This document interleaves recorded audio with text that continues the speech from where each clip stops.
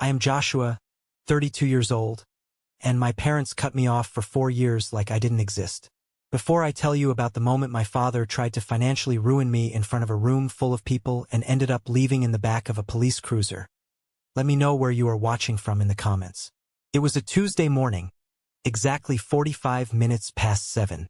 The kind of crisp, sharp autumn morning in the city where you can see your breath in the air and the sunlight hits the brick buildings at a low, golden angle.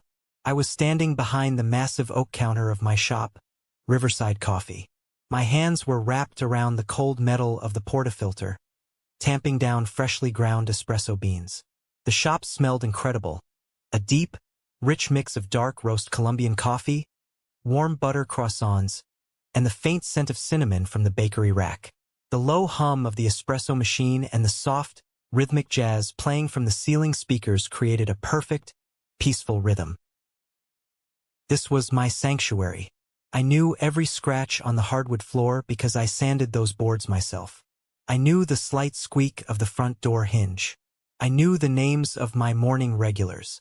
Mr. Qley was sitting at his usual corner table by the window, adjusting his reading glasses as he folded the morning newspaper perfectly down the middle. A couple of college students were huddled over laptops near the back, and a line of 4 professionals in business suits stood patiently waiting to order. Everything was exactly how it was supposed to be. I had built this life from absolutely nothing. Then the heavy brass bell above the front glass door chimed. It was not a normal chime. Someone pushed the door open with a sudden, violent force, causing it to bang against the rubber doorstop. The cold morning air rushed inside, but that was not what made the hair on the back of my neck stand up. It was the heavy, arrogant, unmistakable sound of leather dress shoes striking the hardwood floor. I did not even have to look up to know my piece was over. My chest tightened immediately, a hard knot forming right beneath my ribs. I wiped my hands slowly on the dark denim apron tied around my waist, took a deep breath to steady my racing heart, and lifted my head. Through the large front window of my shop, taking up 2 parking spaces directly across the street, sat my father's gleaming silver Porsche. It was parked illegally, half up on the curb, the hazard lights flashing as if the rules of the city simply did not apply to him. And there they were, standing right in the middle of my life. My father, Robert, walked in first. He was wearing a charcoal gray tailored suit that probably cost more than my first espresso machine. His broad shoulders were pulled back, his chest puffed out, and his jaw was set in that familiar, hard line he always used when he was preparing to crush a rival in a boardroom. Behind him was my mother. She was wearing a beige cashmere coat, her hair blown out perfectly, her lips painted a severe shade of red. She was scanning my coffee shop with a look of absolute disdain, turning up her nose at the exposed brick walls and the mismatched vintage chairs as if she had just stepped into a biohazard zone. Trailing slightly behind them, holding his latest smartphone up at chest level with the camera lens pointed directly at me, was my younger brother, Matthew. The golden boy. The one who never said no, the one who took the money, the cars, and the expectations without a single complaint. He had a smug, punchable smirk plastered across his face. He was recording. He wanted content. He wanted to capture the exact moment I broke down. They completely ignored the line of customers. They bypassed the 4 people waiting politely and marched straight to the pickup counter.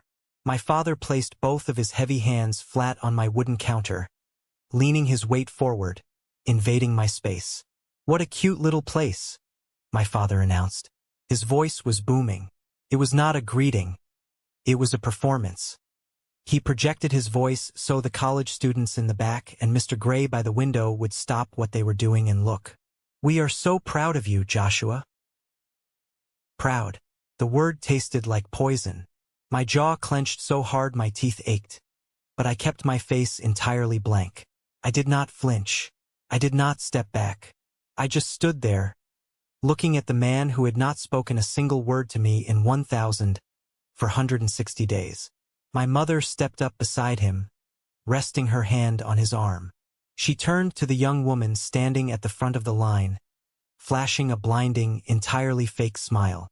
"Isn't it charming?" my mother said loudly. "Our son is so entrepreneurial. We always knew he had a little hobby in him. It keeps him busy. A hobby. A 60-hour-a-week business that paid my mortgage and employed 4 people was a hobby to her. I looked my father directly in the eyes. His eyes were cold, calculating, and completely empty of anything resembling paternal warmth. "Can I help you?" I asked. My voice was completely flat, completely devoid of emotion. My father's fake smile vanished in a fraction of a second. The performance for the crowd was over. The real business was beginning.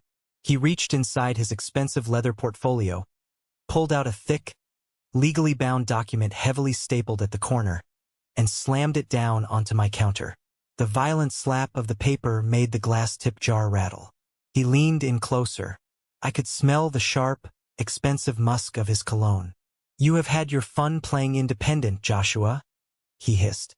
His voice was low now, a dangerous, vibrating growl meant only for my ears. "But playtime is over. Sign this. It is a partnership agreement. You are going to sign over 15% of Riverside Coffee LLC to this family. You can consider it a family tax for everything you cost us." I looked down at the document. The crisp white paper glared under the warm pendant lights of the shop. I could clearly read the bold, capitalized letters at the top indicating an transfer of equity. My full legal name was already printed perfectly on the signature line at the bottom. I did not touch it. I kept my hands firmly by my sides. "Why would I give you 15% of my business?" I asked calmly. Matthew scoffed loudly, shifting his phone to make sure he had a clear angle of my face. My mother rolled her eyes and sighed heavily, acting as if my stubbornness was a terrible burden she was forced to bear. "Because," my father whispered, his eyes narrowing into dark slits, "I can make one phone call. I did my research, Joshua. I know exactly who owns this building. I know your landlord. I know Wyatt. I play golf with men who could buy and sell him before breakfast. I call him right now, tonight, and I tell him you are running an unsafe, non-compliant operation. I tell him you have violated the terms of your commercial lease. You will be locked out of this building and out on the street by Friday morning. Sign the paper." He stood up straight, crossing his arms over his chest, looking down at me like I was an insect he was preparing to step on. He fully expected me to panic. He expected me to start begging, to start negotiating, to show fear. People like my father operate on the core belief that everyone has a breaking point, and that money and loud threats can bend the entire world to their will. I looked past him. I made eye contact with Mr. Gray, who had lowered his newspaper completely and was staring at my father with a look of absolute disgust. I looked at my barista, Qley, who had frozen beside the cash register, her eyes wide. I turned my attention back to the man demanding my livelihood.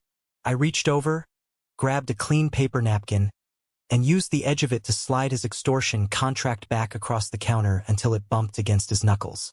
I refused to let my bare skin touch his paperwork. "No," I said. My father's jaw dropped slightly. The muscles in his thick neck strained, and a thick blue vein pulsed visibly on his temple. "Excuse me?" I said. "No," I repeated, louder this time, "and if you want to call Wyatt, go ahead. In fact, let's call him right now. But you are going to put it on speaker. I want everyone in this shop to hear exactly how you operate." My father hesitated. A flicker of uncertainty crossed his arrogant features. He did not expect me to call his bluff. He expected submission. But Matthew was still recording, the red light on his screen blinking steadily, and the customers were dead silent, watching the drama unfold. My father's massive ego simply would not allow him to back down in public.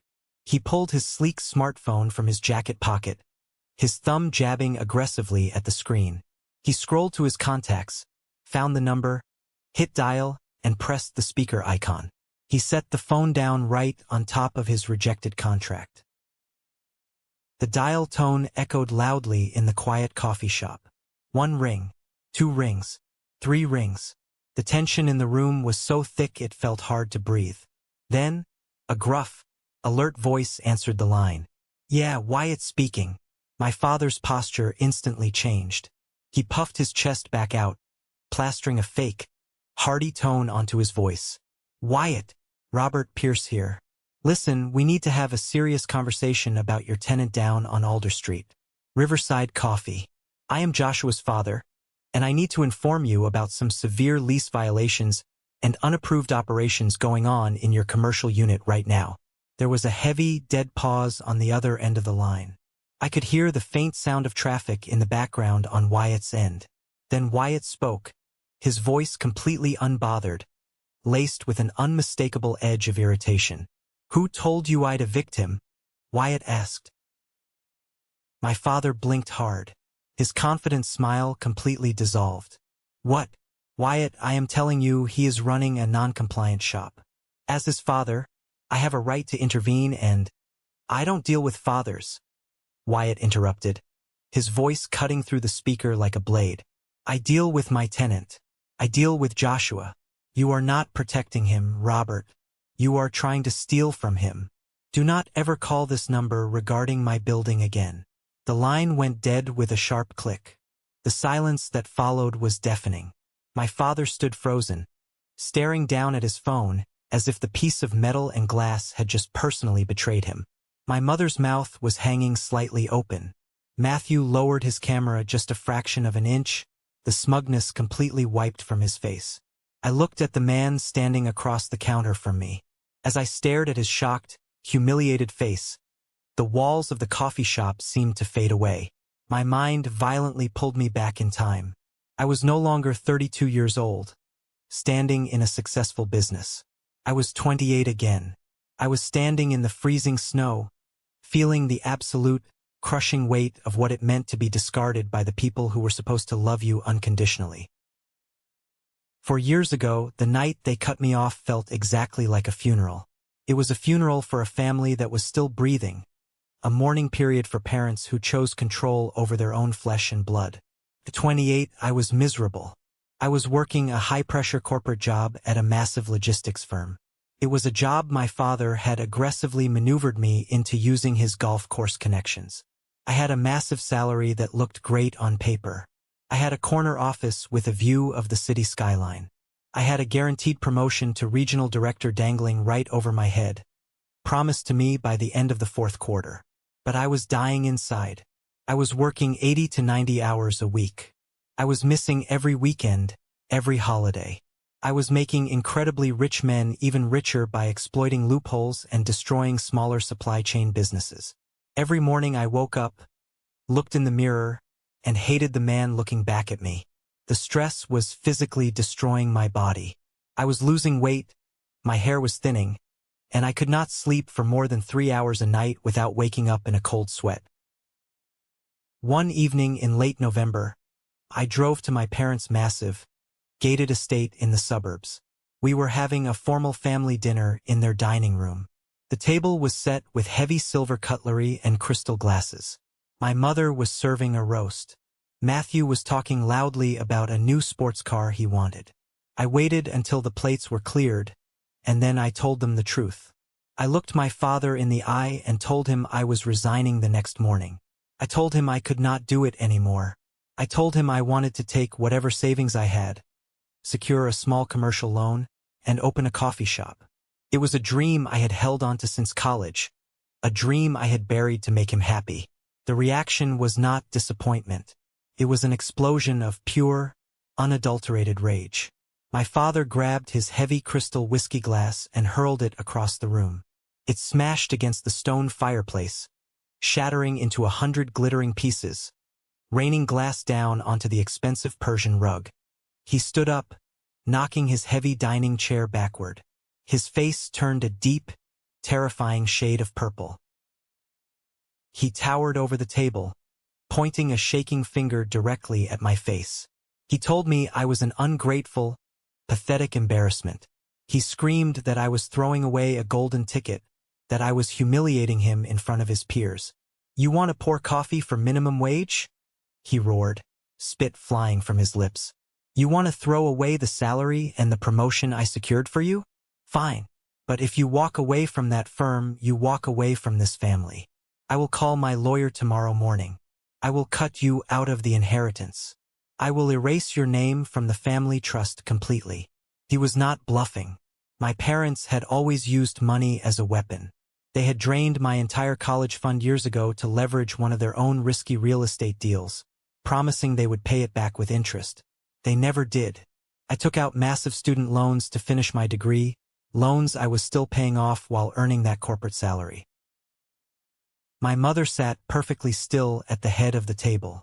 She elegantly dabbed her mouth with a linen napkin, picked up her glass of red wine, and took a slow sip. She did not defend me. She did not try to calm my father down. She looked at me with eyes so cold it made my chest ache. "You are making a terrible, childish mistake, Joshua," she said, her voice eerily calm compared to my father's screaming. "You do not know how the real world works. You will fail. And when you do not expect us to save you. Do not come crying to our door." Matthew was sitting right next to her. He didn't say a word. He just sat there, swirling his water glass, a tiny, satisfied smirk playing on his lips. With me out of the picture, he was the sole heir. He was the only one left to inherit the estate. "Get out," my father demanded, pointing toward the heavy oak front door. "If you walk out that door tonight, you have no family. You are dead to us." I stood up. I reached into my pocket, pulled out the heavy key fob for the company car he had leased for me, and dropped it onto the mahogany table. It landed with a heavy thud. I turned around and walked out. I walked out into the freezing November night. I did not have a heavy winter coat. I did not have a safety net. I walked 3 miles in the dark down the winding suburban roads toward the train station, shivering violently, feeling the sharp, agonizing sting of rejection cutting deep into my chest. They cut me off completely. They did not call the next day. There were no phone calls on Thanksgiving. No messages on Christmas checking to see if I was warm or if I had food. Total, deafening, intentional silence. The days and weeks that followed were the darkest period of my entire life. I was completely alone in a massive city.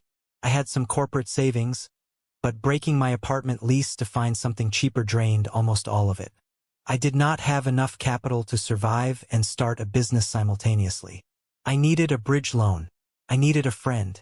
I swallowed my pride and called Elijah. Elijah and I grew up together. We went to the same elite private schools. We played on the same tennis teams. His family went on vacations with my family. He was the closest thing I had to a brother besides Matthew. I drove my newly purchased, beat-up used sedan to his luxury apartment complex downtown. I just needed to sleep on his couch for 1 week while I finalized a cheap apartment rental and figured out my next move. I knocked on his door. When Elijah opened it, he only opened it a crack, leaving the security chain attached. He wouldn't look me in the eye. He stood in the narrow doorway, blocking my path, staring down at his expensive sneakers. "I can't let you in, man," Elijah muttered. His voice was incredibly tense. "What are you talking about?" I asked, completely confused. "Eli, it is freezing out here. I just need a couple of days. I'll stay out of your way." Elijah shifted uncomfortably, running a hand through his hair. "Your dad called me this morning. He called my dad, too. He said if I help you, if anyone in our circle helps you, he pulls his firm's investment portfolio out of my tech startup. It would bankrupt me, Josh. I can't risk it. I'm so sorry, man. You should just go home and apologize to him. It's not worth it." He gently closed the door in my face. The heavy lock clicked into place. I stood in that pristine, carpeted hallway, staring at the brass numbers on his door. My chest felt hollow. The air was sucked completely out of my lungs. I realized right then the true, terrifying reach of my father's power. He was not just locking me out of his house. He was actively, aggressively trying to starve me out of the city. He was cutting off my social lifelines. He wanted me desperate. He wanted me broken. He wanted me crawling back on my hands and knees, begging for my miserable corporate salary, begging for his approval, begging for the miserable life he had designed for me.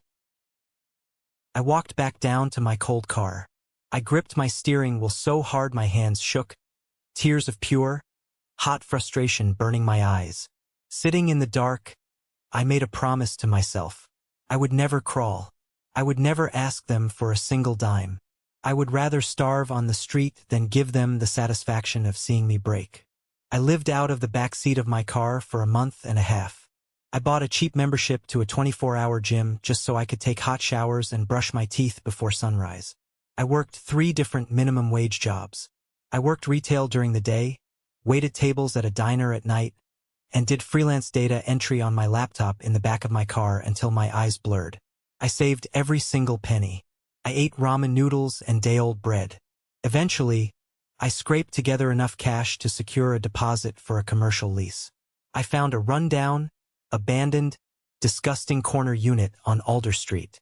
The previous tenant had left it in ruins. The floorboards were rotting, the windows were cracked, and the plumbing was ancient. But it was mine. I signed the lease.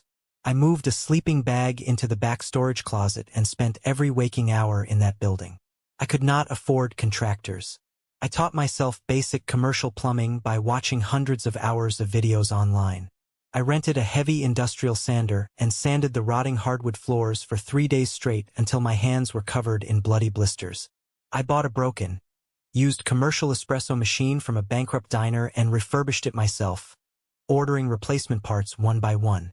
It was an agonizing, brutally hard process, and it was made infinitely harder when the original owner of the building, a sleazy, fast-talking real estate flipper named Julian, decided to try and screw me over. Right as I finished the final renovations, Julian got a massive cash offer from a corporate developer who wanted to bulldoze the entire block. Julian sent me an eviction notice, claiming a fabricated breach of contract, trying to break my lease so he could sell the building empty. I refused to let another man take my life away. I fought him tooth and nail. I hired a cheap, incredibly aggressive young lawyer. We reviewed the original lease contract word by word and found a forgotten legal loophole that gave me the right of first refusal on any sale of the property. I took my entire business plan to a high-risk commercial lender, secured a terrifyingly high-interest mortgage, and bought the damn building out from under Julian. Every time I wanted to quit during those 4 years, every time my back ached so badly I could barely stand, every time my bank account hit zero and I had to eat plain rice for a week, I thought about my father's red, screaming face. I thought about my mother's cold, dead eyes. Their rejection became my fuel. Their cruelty became the foundation I built my entire life upon. For years of grinding, sweating, and bleeding built Riverside Coffee. It was my heart. It was my home. And now, snapping back to the present moment, looking at my father standing arrogantly at my beautiful wooden counter, demanding 15% of the life I built from the ashes he intentionally left me in, I felt a cold, hard, unbreakable resolve settle deep into my bones. The shock of Wyatt hanging up on him wore off in a matter of seconds. My father's face flushed a deep, angry, mottled red. He shoved his phone violently back into his suit jacket pocket, gripping the edge of the wooden counter so hard his knuckles turned completely white. When bullies lose their primary weapon, they do not retreat. They do not apologize. They just reach for a heavier, dirtier club. You think that matters? My father spat, leaning over the expensive espresso machine I had rebuilt with my own hands. His voice dropped to a menacing, guttural growl. You think a landlord liking you keeps you safe in the real world? You own a restaurant, Joshua. Do you have any idea how fragile this industry is? I kept my hands resting easily, loosely on the counter. I did not break eye contact. Enlighten me. I have friends on the city council, he threatened, jabbing a finger toward my chest. I know the chief health inspector for this specific commercial district. I know the fire marshal. I can have a full, invasive audit triggered on your business taxes before the end of the week. I will have them inspect every single electrical wire, every water pipe, and every crumpled receipt in this miserable little shack. I will bury you in legal fees, code violations, and municipal fines until you are begging me to take this place off your hands just to escape bankruptcy. He was describing institutional harassment like he was ordering a cup of coffee. He was entirely serious. This was exactly how my father operated. If he could not control you financially, he destroyed you legally. He weaponized the system against anyone who dared to stand in his way. Matthew stepped closer to the counter, his phone still angled directly at my face. "Just sign the paper, Josh," he said, trying to sound tough, trying to sound like his father. "Dad is giving you an easy way out. Don't be an idiot. You can't fight him." My blood boiled beneath the surface of my skin, but my face remained completely still. I looked at my brother, the kid who had his entire college fund handed to him, who drove a car paid for by the trust fund, trying to act like a mob enforcer in my coffee shop. My mother, possessing the terrifying emotional radar of a true manipulator, realized the aggressive intimidation tactic was making the customers deeply uncomfortable. A few people near the back had hastily packed up their laptops and practically ran out the door. Others, like Mr. Qley, were watching closely, their faces tight with concern. She instantly shifted gears, deciding to pivot and play her absolute favorite role: the heartbroken, long-suffering, caring mother. She turned away from me and looked directly at Mr. Qley, who was standing solidly by the pickup counter holding his newspaper like a shield. "I am so sorry you have to see this unpleasantness," she said to Mr. Qley, placing a trembling hand over her heart. Her voice was shaking perfectly. It was an Oscar-worthy performance. "Our son has always been mentally unstable. He cuts people out of his life for no reason. He makes incredibly rash, impulsive decisions. We are just trying to bring him back into the safety of the family. We want to help manage his assets so he doesn't completely ruin his own life." Mr. Qley looked at her. He looked at her expensive coat, her perfect hair, and her fake, teary eyes. Then he looked at me. Mr. Qley knew that I arrived at the shop at 4:30 a.m. every single day to bake the pastries. He knew that I remembered he took a splash of oat milk and no sugar. He knew the names of his grandchildren because I asked about them every Tuesday.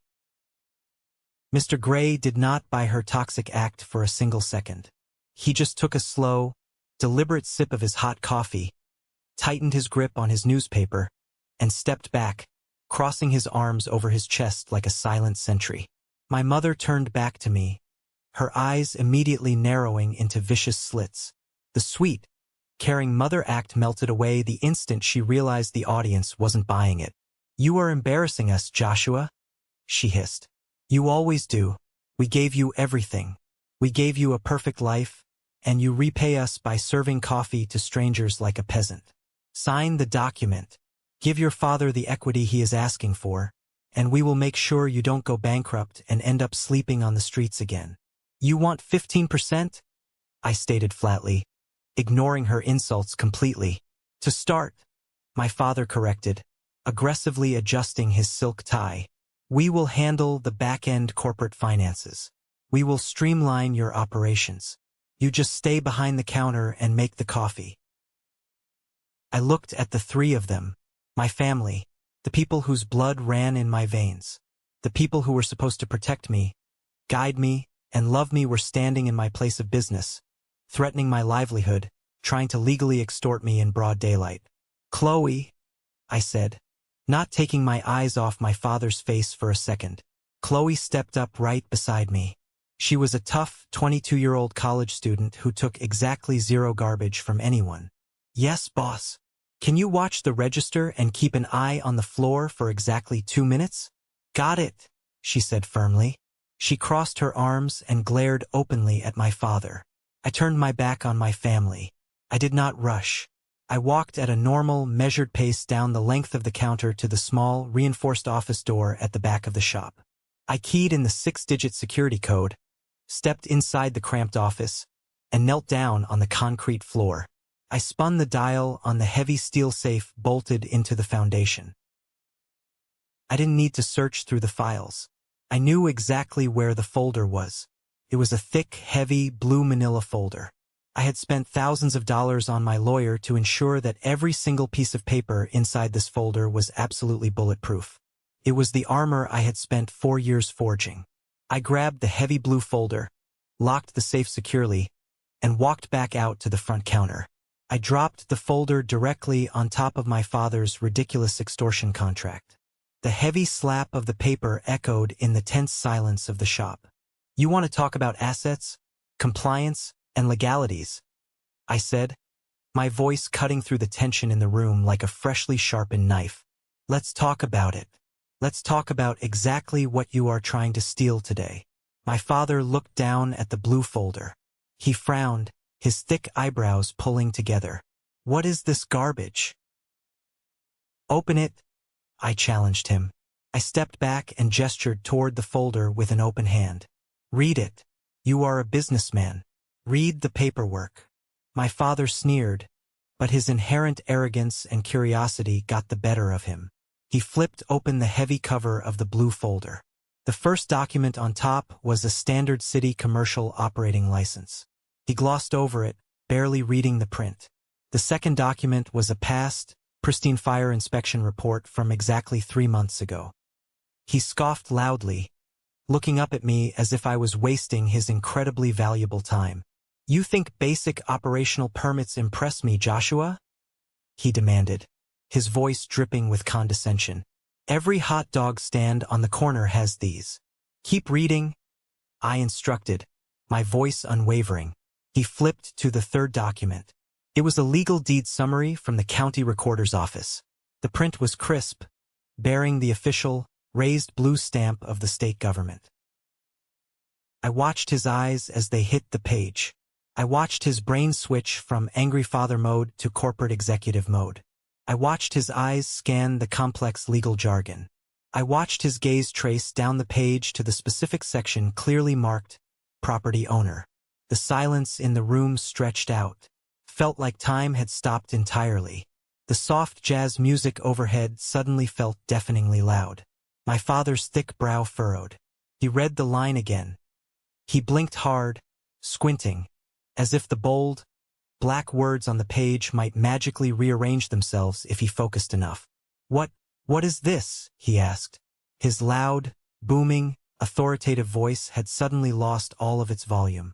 It sounded thin, weak. My mother leaned over his broad shoulder, squinting at the dense legal paper. What does it say, Robert? What is he showing you? I placed both of my hands flat on the wooden counter and leaned my upper body forward, intentionally closing the physical distance between us. I wanted to see the exact moment his reality shattered. It says, I spoke clearly, slowly, making sure every single syllable landed perfectly, that Wyatt is not just the landlord. Wyatt is my property manager. And that building entity, the LLC you just threatened to call and complain to? I paused. I let the absolute gravity of the situation hang in the air for 3 agonizing seconds. That entity is mine. My mother gasped sharply, taking a physical, stumbling step backward, her hand flying to her mouth. My father's face completely drained of color. The angry red flush vanished, leaving him looking pale, sick, and incredibly old. You own the building? I am the sole managing member of the holding LLC that owns this entire commercial block, I clarified, making sure the legal distinction was perfectly clear to his corporate brain. When the old owner, Julian, tried to sell it out from under me, I exercised my legal right of first refusal. I bought the building. Wyatt handles the daily tenant issues, the plumbing complaints, and the rent collection because I prefer to run my coffee shop in peace. So, when you just called Wyatt on speakerphone in front of all these witnesses and threatened to get the tenant evicted, I let a small, cold smile touch the corners of my mouth. You were threatening to get me evicted from my own property. You were threatening to report me to myself. The look of absolute, crushing defeat and profound humiliation that washed over my father's face was something I will remember with crystal clarity until the day I die. He had walked into my shop firmly believing I was a desperate, struggling, minimum-wage barista barely making rent every month. He believed he held all the power, all the cards, and all the leverage. He believed his massive wealth and his loud voice gave him the divine right to crush me into the dirt. Instead, he was standing inside a commercial building I owned, making empty, pathetic threats against a landlord who worked directly on my payroll. You're lying, my mother hissed. Her voice was trembling uncontrollably as she pointed a manicured finger at the stamped document. That is a fake document. There is absolutely no way you secured the capital for a multi-million-dollar commercial building. You were completely broke. You had nothing in your bank account when you left us. I had nothing, I agreed easily, maintaining eye contact with my father, refusing to look at her. But I worked. I saved. I built. I didn't take vacations. I didn't buy sports cars. And most importantly, I didn't have you constantly draining my energy, manipulating my choices, and destroying my confidence. My father abruptly slammed the blue folder shut. The sound was loud and desperate. He was completely cornered, and his massive ego was severely bruised in front of an audience of strangers. But Robert Pierce does not apologize. When he is proven wrong, when he is publicly humiliated, he does not reflect. He just turns vicious. Fine, my father snarled. His eyes were burning with a look of pure, unadulterated malice. The mask of the caring, concerned father was completely gone. You own the bricks. Congratulations, Joshua. You bought a crumbling brick box. But you still run an operating company inside of it. You still have Riverside Coffee LLC registered with the state. He tapped his fingernail aggressively against his own extortion contract still sitting on the counter. You are going to sign this paper, Joshua, or I promise you, I will bury this coffee business in so much red tape, so many frivolous lawsuits, and so many municipal complaints that you won't be able to breathe. I will bleed your operating budget dry. While he was yelling, throwing his desperate legal threats into the air, my eyes darted slightly to the right. I looked at Matthew. Matthew had completely lowered his phone. He wasn't recording the confrontation anymore. He was standing slightly behind my mother, his head bowed down, staring intently at his glowing screen. His thumbs were flying across the digital keyboard at lightning speed. He looked incredibly tense. He was chewing nervously on his bottom lip, a telltale sign of anxiety he had had since we were kids. I casually shifted my gaze upward toward the ceiling corner near the front window. Our commercial internet router was mounted up there. The small green LED light indicating guest Wi-Fi traffic was blinking frantically. It was strobing, indicating a massive upload of encrypted data. My brain started connecting the dots at warp speed.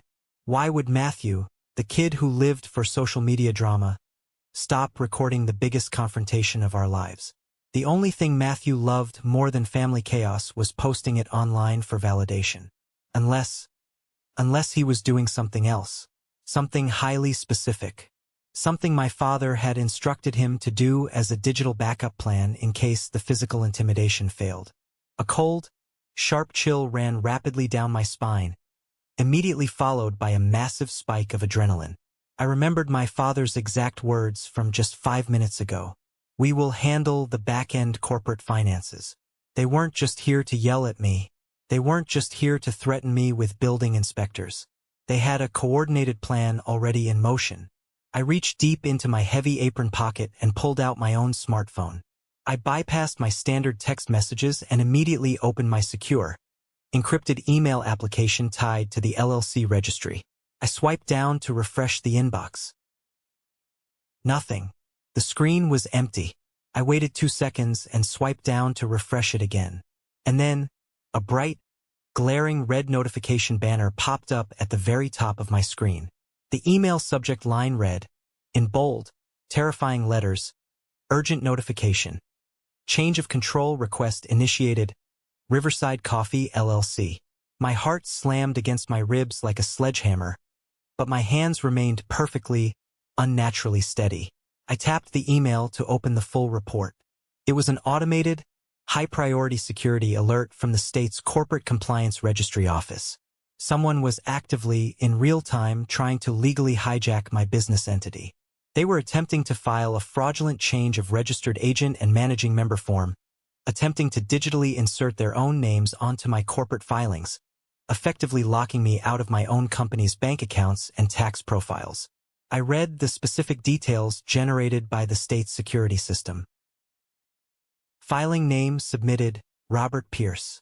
IP address origin location, Riverside Coffee Guest Wi-Fi Network. I looked up from my screen. I looked straight at Matthew. He had his head down, sweating profusely now, still tapping frantically on his screen. He was trying to bypass the secondary two-factor authentication prompt that was currently sending secure alerts directly to my phone in my hand. My father had purposely distracted me with the loud, aggressive argument, the fake real estate threats, and the paper contract, all while Matthew stood right in the middle of my shop, using my own guest internet connection to commit a severe federal crime: wire fraud and corporate identity theft. "Matthew," I said. My voice was no longer calm. It was not flat. It was sharp, loud, and carried an absolute command that silenced the entire room instantly. Matthew jumped violently, nearly dropping his expensive phone onto the floor. His head snapped up, his eyes wide with guilt. "What exactly are you doing on your phone?" I asked, stepping out from behind the register. My mother quickly stepped sideways, trying to physically block my view of her golden child. "He is texting his friends. Leave your brother alone, Joshua. You are being paranoid." I didn't even look at her. I walked aggressively around the edge of the long wooden counter. My father tried to step into my path, throwing his arm out to block me, but I shoved past him with a physical force that surprised us both, knocking his arm away. I stood directly in front of Matthew, invading his personal space. "Show me the screen, Matt," I demanded, holding my hand out. Matthew swallowed hard, his Adam's apple bobbing. He shoved the phone deep into his jacket pocket and took a step back. "Back off, Josh. I'm not doing anything. You're crazy." I didn't try to grab his phone. I didn't need to. I held up my own phone, turning the screen around so the brightness illuminated the space between us. I made sure my father, my mother, and Matthew could clearly read the bright red security alert from the state registry. "You thought I was stupid?" I asked, my voice echoing off the brick walls. Every single customer in the shop was dead silent, watching intently. "You really thought I wouldn't have advanced fraud alerts placed on my own LLC? You are submitting a change of control form to the Secretary of State. And you are doing it on my guest Wi-Fi network." My father's face, which had just regained some color, went completely sickly pale. The arrogant, untouchable smirk completely dissolved into a mask of pure terror. He was a businessman. He knew exactly what this meant. He knew the devastating legal implications of an undeniable, time-stamped digital footprint. It's a mistake," my father stammered. His loud, booming voice was suddenly weak, high-pitched, and trembling. "It's a glitch in the state system, a computer error. The system logged your exact legal name, Robert," I said, stepping closer to him, forcing him to look at the screen. "It logged your IP address. It logged the exact minute you hit submit. You walked into my property. You tried to verbally extort me for 15% of my business. And when I refused to sign your paper, you tried to digitally steal my company right in front of me." My mother grabbed my father's arm. Her manicured fingers dug into his expensive suit jacket. Her eyes were wide, filled with genuine, unadulterated panic. "Robert, let's leave. Right now. We need to go to the car." "No one is leaving," I said, my voice dropping to a dangerous whisper. I turned my back to them and looked across the space at Qley. She was already watching me, her posture rigid, her hand hovering just beneath the lip of the cash register. We had installed a high-end, silent security system after a terrifying break-in attempt a year ago. It featured a silent panic alarm button under the counter that immediately, without a sound, dispatched the local police and permanently flagged the time codes on all 4 high-definition surveillance cameras inside the shop. "Qley," I said, giving her a single, sharp nod. Qley didn't hesitate for a fraction of a second. She slammed her hand upward, pressing the hidden button. I didn't hear a sound, but I knew the encrypted signal was sent directly to the local precinct. "What did you just do?" my father demanded, stepping aggressively toward the counter. "Did you call the cops? Over a family dispute? Are you out of your mind?" "This isn't a family dispute, Robert," I told him, planting my feet solidly, refusing to give up an inch of ground in my own shop. This is felony wire fraud. This is attempted extortion. And you just committed both crimes right underneath a 360-degree, high-definition security camera with active audio recording. I raised my arm and pointed directly at the black dome mounted on the ceiling, right above the spot where Matthew was standing. My father slowly looked up at the camera. For the first time in my entire 32 years of life, I saw genuine, raw, unadulterated fear in his eyes. The terrifying man who had controlled every aspect of my life, who had screamed at me, who had thrown me into the freezing snow without a second thought, was suddenly realizing he was completely trapped in a cage of his own making. "Joshua, please," my mother begged. Her voice was shrill, desperate, completely stripped of its fake elegance and country club superiority. "He is your father. You cannot do this to your own flesh and blood. Cancel the alarm. Tell them it was a mistake. We will leave and we will never, ever come back. Please, Joshua. You wanted to teach me a lesson about how the real world works," I replied. My voice as cold and hard as stone. "Welcome to the real world." Matthew was shaking visibly now. He pulled his phone out of his pocket with trembling hands and frantically started hitting the back button, swiping furiously, trying to delete the web browser pages, trying to erase the digital evidence of what he had just done. "It doesn't matter, Matt," I told him, watching his pathetic panic. "The state server already captured the ping. They have the packet data. It's done." We stood there in a tense, suffocating silence for exactly 4 minutes. Nobody spoke. My father stared at the floor, breathing heavily. My mother quietly sobbed into her hands. Matthew kept trying to restart his phone. The soft jazz music continued to play overhead, creating a bizarre soundtrack to the destruction of my family. Mr. Gray watched over the top of his newspaper, completely motionless. Then, the heavy front door swung open. The man who walked in was not a uniformed police officer. He was wearing a sharp, impeccably tailored gray suit. He was carrying a slim leather briefcase, and he wore a heavy, official ID lanyard around his neck. He had sharp, analytical eyes that immediately swept the room, assessing the tension, the crying woman, and the angry men instantly. He walked with purpose, straight past the line of staring customers, and stopped directly in front of me. "Are you Joshua Pierce, managing member and registered agent of Riverside Coffee LLC?" he asked, his voice crisp and professional. "I am," I said. The man reached into his jacket pocket and pulled out a heavy metal badge mounted on leather. "My name is Nathan. I am a senior investigator with the State Corporate Compliance and Fraud Office. Our automated security system flagged a high-priority emergency fraud alert originating from this exact address.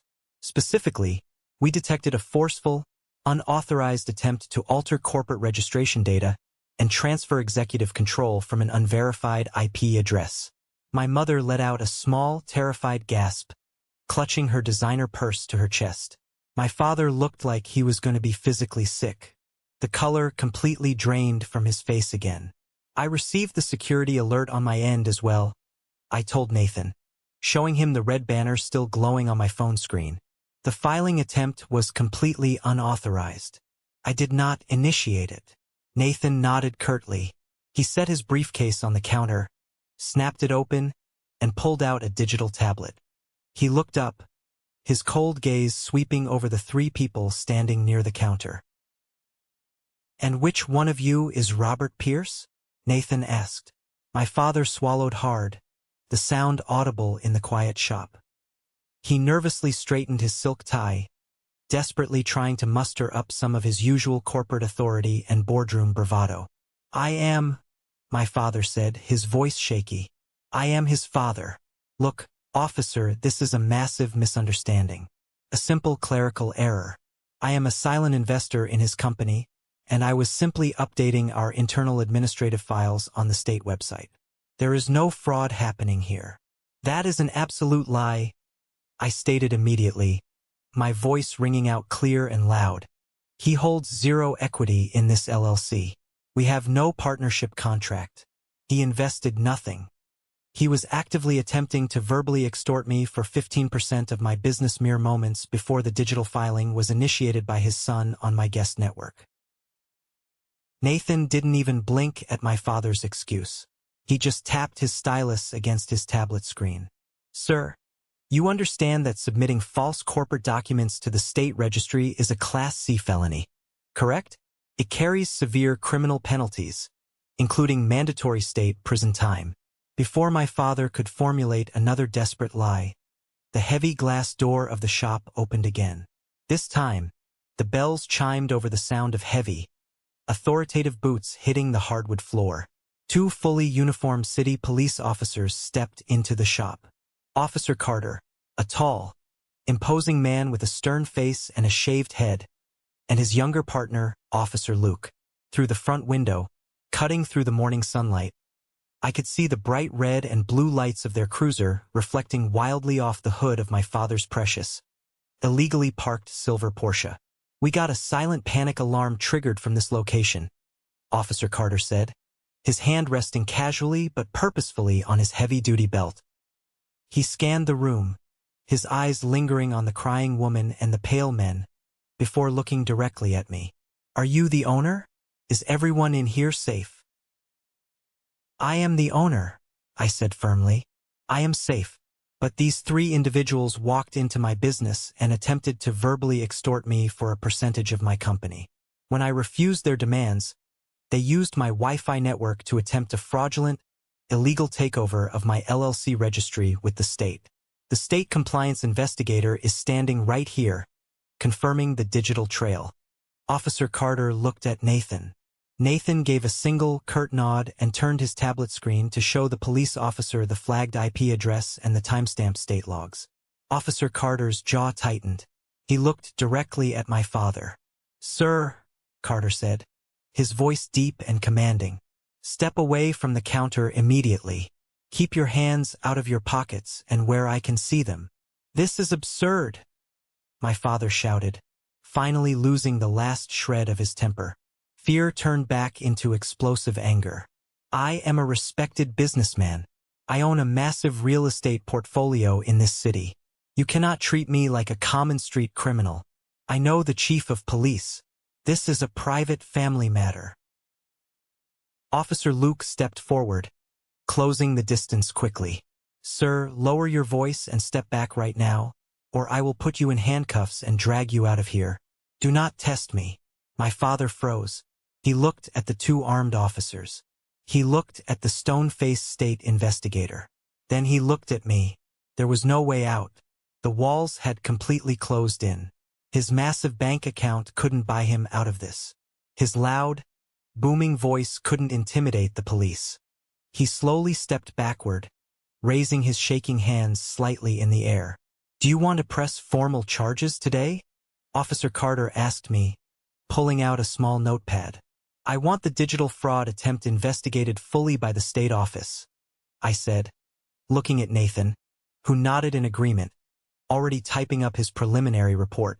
And regarding my physical property, I want them formally trespassed. All three of them. I want it on the official police record that if they ever step foot in my coffee shop, or anywhere near this commercial building, they will be arrested immediately without warning. My mother started wailing.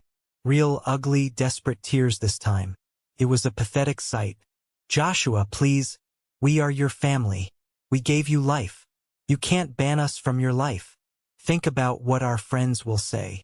Think about the scandal. They will say I protected myself from criminals, I replied coldly. Officer Luke pulled out his pen. He demanded my parents' driver's licenses and Matthew's ID. He wrote down their exact names, addresses, and dates of birth, formally issuing the trespass warning in the system.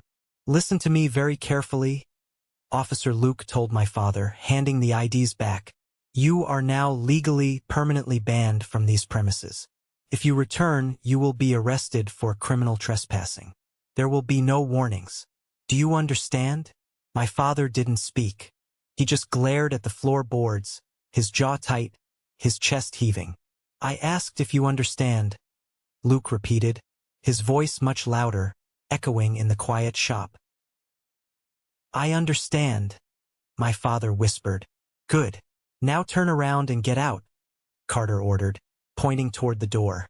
My parents turned around. Matthew kept his head down, completely humiliated, refusing to make eye contact with anyone.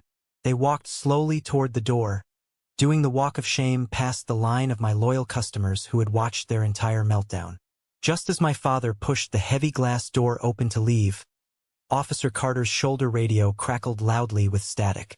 Dispatch was running my father's name and date of birth through the criminal database. What the dispatcher said next made everyone in the room stop dead in their tracks, and changed the course of my life forever. The heavy front door was halfway open.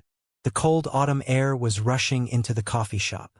My father had his hand on the brass handle, his shoulders slumped in defeat, ready to walk out and escape the absolute humiliation he had just brought upon himself. But then, Officer Carter's shoulder radio crackled loudly. The static cut through the dead silence of the room. The dispatcher's voice was sharp, professional, and echoed off the brick walls of Riverside Coffee. Unit 27, be advised. The name Robert Pierce returns with an active investigative flag from the State Financial Crimes Division. Suspect is listed as a person of interest in an ongoing corporate extortion and wire fraud case. Hold subject and contact Detective Miller immediately. No one moved. The air in the room grew incredibly heavy. I watched my father freeze. His hand was still gripping the door handle, but his knuckles were completely white. Officer Carter immediately dropped his notepad. His hand moved instinctively to his duty belt. Officer Luke stepped sideways, physically blocking the exit, placing himself between my father and the open door. Sir, Officer Carter said, his voice completely devoid of any polite customer service tone. It was the voice of a man who was now dealing with a recognized criminal. Step away from the door. Put your hands behind your back. My father turned around slowly. His face was a mask of pure, unfiltered terror. The arrogant, wealthy corporate executive who had walked into my shop demanding 15% of my life was completely gone. He looked small. He looked pathetic. This is a mistake, my father stammered, his voice cracking. I have an impeccable record. I am a pillar of this community. You cannot arrest me. I demand to speak to my lawyer. I want my lawyer right now. You will have plenty of time to call your lawyer from the precinct, Officer Carter replied smoothly, stepping forward and grabbing my father's wrists. The metallic click of the handcuffs ratcheting shut was the loudest sound I had ever heard. It sounded like absolute justice. My mother let out a blood-curdling scream. She dropped her designer purse onto the hardwood floor and grabbed Officer Luke's arm. You can't do this. Do you know who we are? We have a massive inheritance. We have trust funds. We can destroy your careers. Take those off him. Ma'am, step back right now or you will be placed under arrest for interfering with a police investigation, Officer Luke commanded, easily breaking her grip. My mother stumbled backward, her face smeared with mascara and tears. She looked wildly around the room, desperately searching for someone, anyone, to help her. She looked at the college students. She looked at Mr. Gray. Finally, her frantic eyes landed on me. Joshua, she screamed, pointing a trembling finger at my chest. Stop them. Tell them it's a misunderstanding. Tell them you forgive him. He is your father. If they take him, the scandal will ruin us. It will ruin the family. I stood behind my wooden counter, my hands resting calmly on the polished surface. I looked at the woman who had watched my father throw me out into the freezing snow 4 years ago. I looked at the woman who had happily spent my college fund on her own luxury vacations and told me to figure it out myself. The family was ruined a long time ago, I said, my voice steady and cold. You are just finally getting the bill. I turned my attention to Nathan, the state corporate compliance investigator, who was quietly typing on his tablet, documenting every single second of the interaction. What did the dispatcher mean? I asked him directly. What active investigation? Nathan looked up, adjusting his glasses. He looked at my handcuffed father, then back to me. I cannot discuss the intimate details of an ongoing state investigation with a civilian, Mr. Pierce. However, I can tell you that the exact digital footprint we caught today, using a public guest Wi-Fi network to aggressively hijack a commercial LLC registry after a verbal intimidation attempt, matches a specific modus operandi.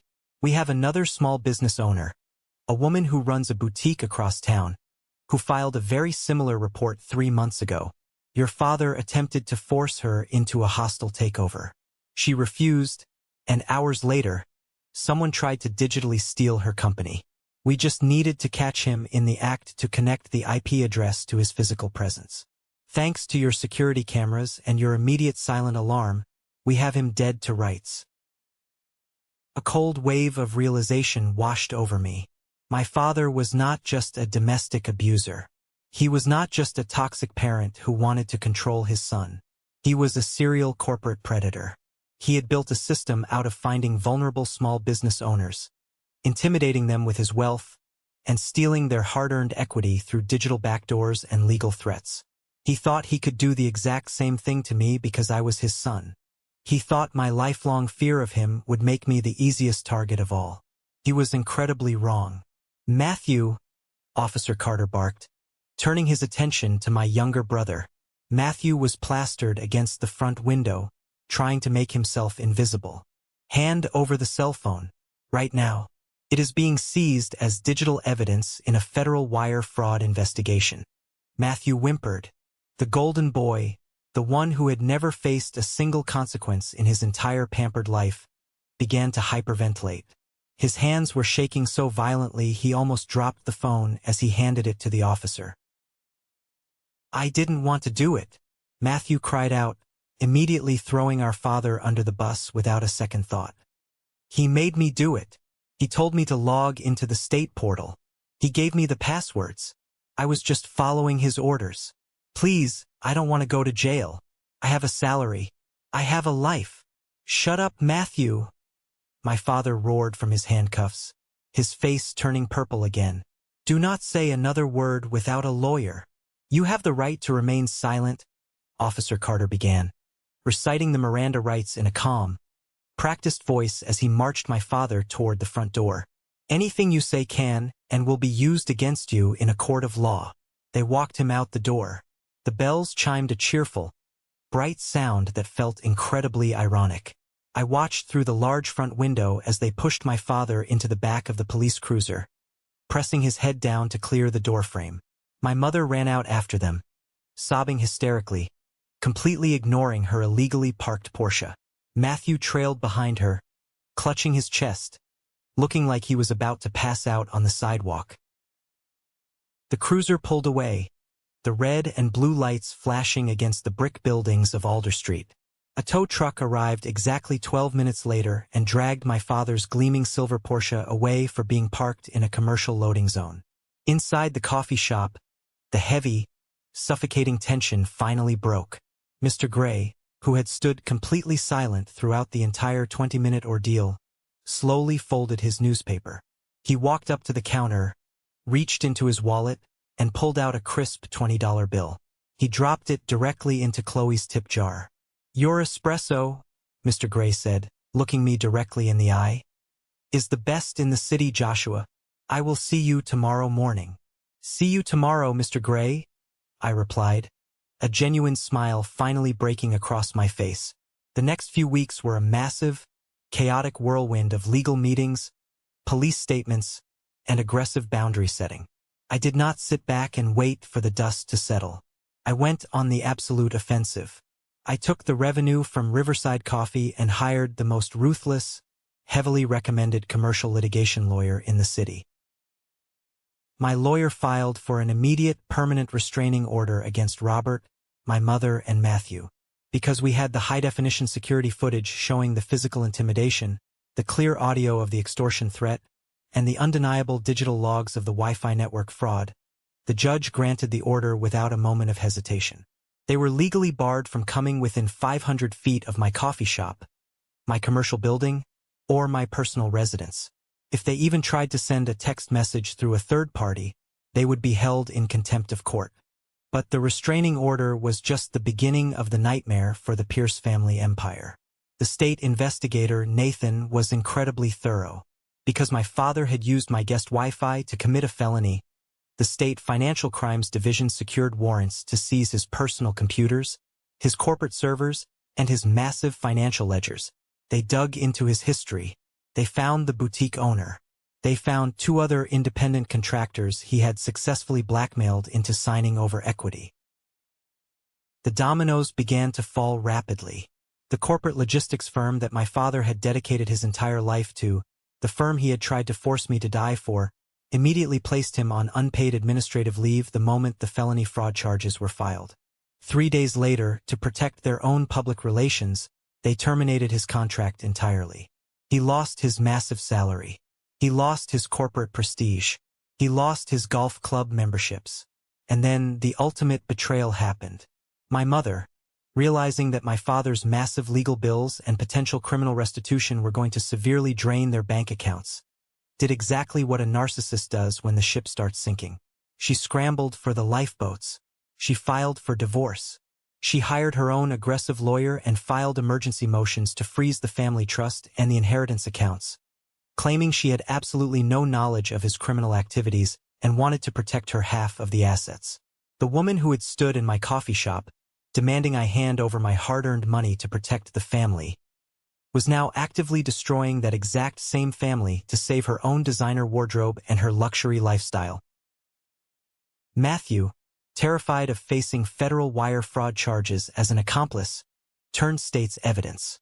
He fully cooperated with the prosecution, handing over every single text message, every email, and every instruction my father had ever given him regarding the fraudulent state filings. He threw the man who had bought him everything under the bus just to secure a plea deal that involved probation instead of prison time. The family that had cut me off, the family that had treated my absence like a funeral and moved on without me, completely imploded. They turned on each other the second the money and the power were threatened. Proved everything I had suspected 4 years ago. Their love was entirely conditional. It was based purely on control, submission, and financial leverage. Meanwhile, my life moved in the exact opposite direction. Riverside Coffee did not suffer from the public spectacle. In fact, it thrived. People talk. The college students who had witnessed the confrontation told their friends. Mr. Gray told the other regulars. Word spread around the neighborhood about the local coffee shop owner who stood his ground against a corporate bully, who secretly owned the entire commercial building, and who had his own extortionist father hauled away in handcuffs. We became a local legend. My sales doubled in the span of a single month. I had to hire 2 more baristas just to keep up with the morning rush. The community rallied around the shop in a way I had never anticipated. People respected the fact that I didn't back down. They respected the hustle. One crisp morning, about 3 months after the incident, I arrived at the shop at my usual 4:30 a.m. I unlocked the heavy glass door, turned on the warm pendant lights, and fired up the espresso machine. I stood behind the counter, listening to the quiet hum of the refrigerators and the gentle hiss of the steam wand. I looked out the large front window. The street was empty, peaceful, and perfectly still. The silver Porsche was long gone. The heavy, suffocating shadow of my family was completely erased from my reality. I poured myself a simple cup of black coffee, leaned against the back counter, and just breathed. For 4 years, I had carried a heavy, invisible weight on my shoulders. I had spent countless nights staring at the ceiling of my cheap apartments, wondering if I had made the right choice. I wondered if the grueling manual labor, the financial panic, and the crushing loneliness were worth the price of my freedom. I used their rejection as a bitter fuel to keep myself moving forward, terrified that if I stopped running, the grief of losing my parents would finally catch up and destroy me. But standing there in the quiet warmth of my own successful business, inside a massive commercial building that bore my legal name on the deed, I realized the truth. The 4 years of silence they gave me was not a punishment. It was the greatest gift they could have ever given me. The silence gave me the space to figure out exactly who I was without their constant, toxic manipulation. The struggle taught me the true value of $1, the weight of a signed contract, and the unbreakable strength of my own 2 hands. While my father was busy building an empire of glass based on intimidation and fraud, I was quietly laying down a foundation of solid concrete based on hard work, legal compliance, and genuine human connection. I realized that the inheritance my father used to threaten me with, the trust funds, the real estate portfolios, the massive corporate salaries, was completely worthless. It was blood money. It came with a leash so tight it would have choked the life out of me. I would rather serve coffee to Mr. Qley every single morning for the rest of my life than spend one more day sitting in a corner office, miserable, trying to earn the approval of a man who viewed his own son as a financial asset to be leveraged. I learned that family is not defined by blood. Blood is a biological accident. Blood does not give anyone the right to abuse you, to manipulate you, or to demand a percentage of your peace. Family are the people who stand by you when your bank account is empty. Family is Qley, hitting the panic button without a second of hesitation. Family is Wyatt, refusing to entertain a bully on the phone. Family is Mr. Qley, dropping a $20 bill in the tip jar after watching my entire world collide. You build your family through mutual respect, trust, and shared struggles. You do not inherit it. If there is one profound lesson I want you to take away from my story today, it is the absolute, undeniable power of documentation and boundaries. If you have a toxic person in your life, whether it is a parent, a sibling, or a boss, who constantly uses emotional guilt, financial threats, or sheer volume to control you, you must stop fighting them with emotion. Narcissists and bullies feed on your emotional reactions. They want you to yell. They want you to cry. They want you to feel crazy. Instead, fight them with cold, hard paper trails. Save the emails. Document the interactions. Secure your assets legally. Install the cameras. Build a fortress of compliance around your life that is so incredibly strong, they shatter their own teeth when they try to bite you. My father thought he could roll into my shop and overwhelm me with his presence. He didn't realize I had spent 4 years silently building a legal brick wall right in front of him. Your peace of mind is your greatest wealth. Do not let anyone, especially someone who shares your last name, convince you that you owe them your sanity as a family tax. You owe them absolutely nothing. This is where my story finds its conclusion. I am Joshua. I am 32 years old, and I am the sole owner of Riverside Coffee. I am free. I want to thank you from the bottom of my heart for staying with me through this long, intense journey. Sharing this was not easy, but I know there are people watching this right now who are dealing with their own toxic family members, wondering if the struggle to break free is actually worth it. I am standing here telling you that it is. I would genuinely love to hear your thoughts on this. What was the most impactful moment of this story for you? Have you ever had to draw a hard, legal boundary with a toxic family member? Please share your perspective in the comments below, or simply drop the word good, so I know that you found value and strength in the lessons I shared today. Your interactions help push this video to others who might desperately need to hear it. Stay strong, protect your peace, and I will see you in the next video.